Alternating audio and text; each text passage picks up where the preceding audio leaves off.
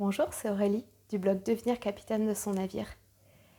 Déjà 2 vidéos sur les clés de l'entrepreneuriat et lors de la première vidéo, j'ai eu des commentaires de Johan qui est chef d'entreprise, qui a un centre de formation et je remercie beaucoup d'avoir commenté, d'avoir partagé ces clés et je pense que ça sera l'occasion de rebondir sur plusieurs de ces clés et de partager pour vous montrer que finalement, à chaque entrepreneur, ses propres clés, à chacun sa manière de faire. Et je pense que sur certaines clés, on est d'accord, on les partage. Et il y en a une où j'avais envie d'amener un autre regard. Euh, Johan partage la prise de risque et le fait de foncer, foncer, foncer.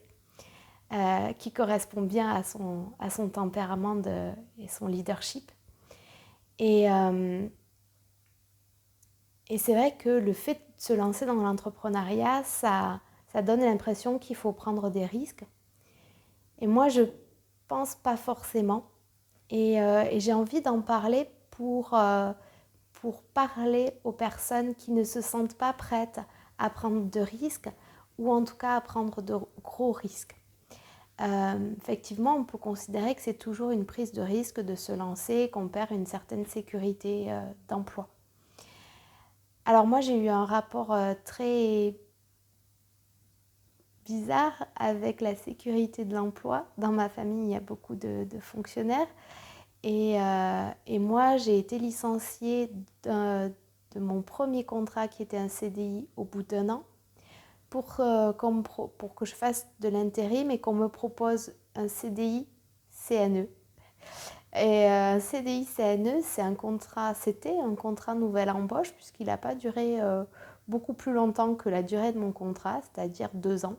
Et donc pendant 2 ans, je pouvais être licenciée sans raison, avec un préavis d'1 mois, comme dans une période d'essai.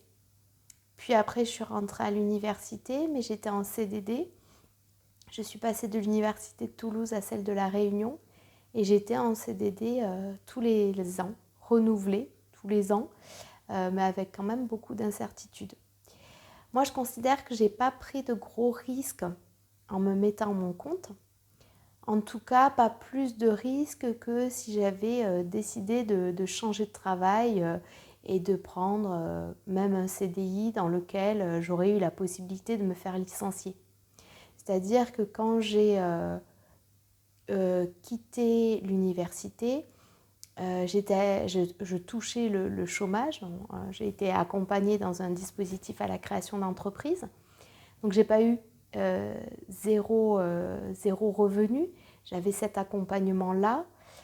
J'avais anticipé, j'ai rapidement eu des projets et des clients. J'avais fait un budget très précis et j'avais limité mes charges. Donc ça, c'est quelque chose d'ailleurs qui m'a inspiré un certain mode de vie. Donc oui, il y avait une prise de risque. Effectivement, si vraiment j'avais pas pu trouver de travail, mais finalement, si j'avais pas pu trouver de clients, j'aurais pu retrouver un travail aussi. Donc, pour moi, par exemple, voilà, c'est un niveau de prise de risque qui était acceptable. J'avais déjà perdu ou changé de travail par le passé, donc j'aurais été en mesure d'en retrouver un.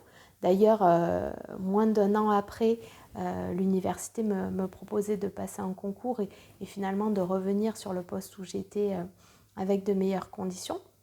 Je n'ai pas choisi de le faire, mais donc finalement, voilà, la prise de risque, elle est limitée. Ça dépend de l'entreprise que vous créez. En tout cas, j'ai trouvé un modèle d'entreprise et un projet qui était adapté à ma situation et à la prise de risque que je pouvais assumer. Pour moi, ce qui me semble une prise de risque plus importante, c'est un projet, je ne sais pas, un projet de start-up, un projet avec des investissements importants. Quand on est dans du consulting, finalement, la pire des choses, c'est de ne pas gagner suffisamment de salaire et donc d'être obligé de retrouver un poste. Et donc, juste pour dire, en fait, le message, c'est que il y a une potentiellement une petite prise de risque que vous pouvez sécuriser par rapport à plein de choses. Moi, j'ai acheté mon premier appartement juste avant de créer ma société, ce qui me permettait d'avoir un petit revenu tous les mois qui aurait pu compléter mon salaire. Finalement, j'en ai pas eu besoin. Ma société, elle s'est très bien développée et j'ai pu investir à nouveau. Donc, c'est réfléchir quelle est la prise de risque qui est en tout cas acceptable pour vous et pour votre famille aussi, si vous impliquez des personnes un peu dans ce projet.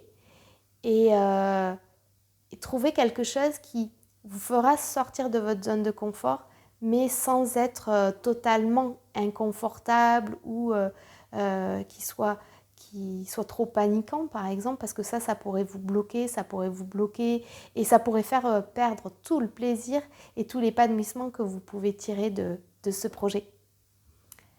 Je vous dis à très bientôt pour discuter d'autres clés autour de l'entrepreneuriat.